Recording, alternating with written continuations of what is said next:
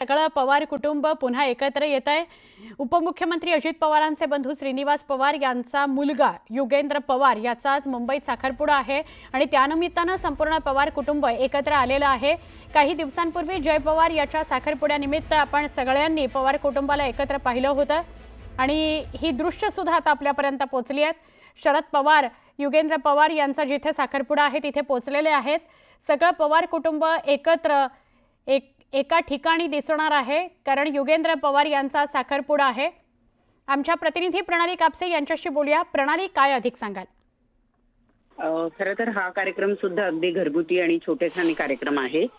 या कार्यक्रमाचा सुद्धा फारसा गाजावाजा करण्यात आलेला नव्हता, परंतु पवार कुटुंबच मुळात इतकं मोठं आहे की नुसतं त्याच कुटुंबातले जरी माणसं एकत्रित आले तर ते जवळपास 100-150 माणसं होतात। युगेंद्र पवार यांचं जे मुंबईतलं लोअर परळ या परिसरामध्ये जे घर आहे या ठिकाणी हा घरगुती सोहळा पार पडतो आहे। यासाठी आपण पाहतोय की शरद पवार जे आता कुटुंबातले सगळे ज्येष्ठ सदस्य आहेत ते या ठिकाणी पोहोचलेले आहेत। त्याचबरोबर अजित पवार सहकुटुंब पोहोचलेले आहे। सुनेत्रा पवार त्यांच्याबरोबर आहे। जय आणि पार्थ पवार सुद्धा, त्यांच्या मातोश्री सुद्धा या ठिकाणी दाखल झालेल्या आपण दृश्यांमध्ये बघू शकतो। एक छोटेखानी घरगुती कार्यक्रम खरं तर हा केला जातोय। यापूर्वी सोशल मीडियाच्या माध्यमातून त्या दोघांचा साखरपुडा, त्या दोघांचे एंगेजमेंट झालं असल्याचं जाहीर करण्यात आलेलं होतंच आणि स्वतः सुप्रिया सुळे असतील यांनी ते सोशल मीडियाच्या माध्यमातून जाहीर केलेलं होतं, परंतु आता हा घरगुती छोटेखानी कार्यक्रम या ठिकाणी मुंबईमध्ये पार पडतो आहे, ज्यासाठी आपण पाहतोय की संपूर्ण पवार कुटुंबीय जे आहे ते एकत्रित आले। केवळ कुटुंबातलेच व्यक्ती या ठिकाणी उपस्थित राहणार असल्यामुळे घरगुती हा सोहळा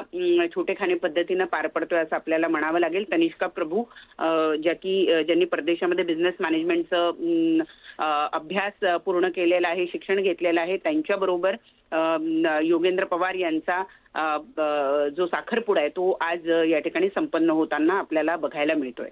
नक्की, धन्यवाद। आपण माहिती दिलीत प्रणाली त्याबद्दल। जसं आत्ता आपल्याला प्रणाली सांगत होत्या की लोअर परळचं युगेंद्र पवार यांचं जे घर आहे त्या घरीच छोटेखानी कार्यक्रम आयोजित करण्यात आलाय। 100-150 लोकच आहेत, पण ती फक्त घरातलीच आहेत, त्यामुळे सगळं पवार कुटुंब या ठिकाणी एकत्र आलेलं आहे। अजित पवारांची फॅमिली आत्ता येताना आपल्याला दिसली या कार्यक्रमासाठी। दोन्ही मुलं सोबत आहेत, पत्नी आहे, आई आहे, सगळेच जण आलेले आहेत आणि इकडे शरद पवार हे देखील या कार्यक्रमाच्या ठिकाणी आलेले आहेत। म्हणजे घरीच युगेंद्र पवार यांच्या घरीच हा कार्यक्रम होतो आहे, साखरपुड्याचा कार्यक्रम आहे। माण खटाव या परिसराला संपूर्णतः दुष्काळमुक्त केल्याशिवाय 2029 ची निवडणूक लढणार नसल्याचा संकल्प ग्रामविकास मंत्री जयकुमार गोरे यांनी केलेला आहे। महात्मा ज्योतिबा फुले मंडळाच्या वतीने आयोजित करण्यात आलेल्या एका सन्मान सोहळ्यामध्ये त्यांनी हे वक्तव्य केलं।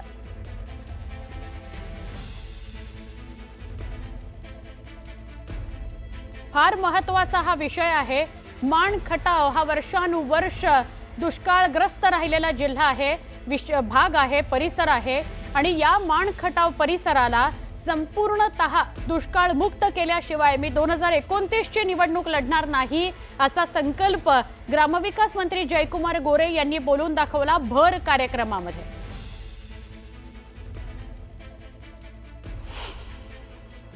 इथून परत कुठली निवडणूक मी पाणी प्रश्नावर लढणार नाही।